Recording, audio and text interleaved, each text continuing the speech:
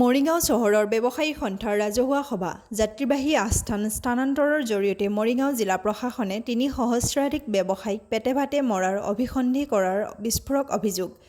মানুহে মানুহৰ বাবে গান গাই আমোদ দিলেই নহ'ব, মানুহৰ কথা চিন্তা কৰিবলৈ আহ্বান মৰিগাঁও ব্যৱসায়ী সমাজৰ।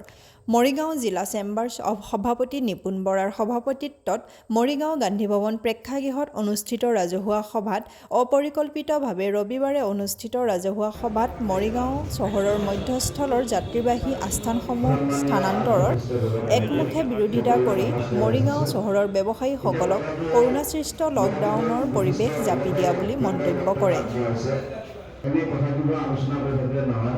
আৰু আমি যিটো দেখিছোঁ আন্দোলন নকৰিলে আমাৰ কোনো উপায় নাই। প্ৰত্যেকজন ব্যৱসায়ী মল যিবিলাক আজি চাৰিওফালে যিবোৰ মল আহিছে, বিশেষ কাপোৰ দোকানীসকল, কিন্তু আজি কাপোৰ দোকান বহুত কম আহিছে।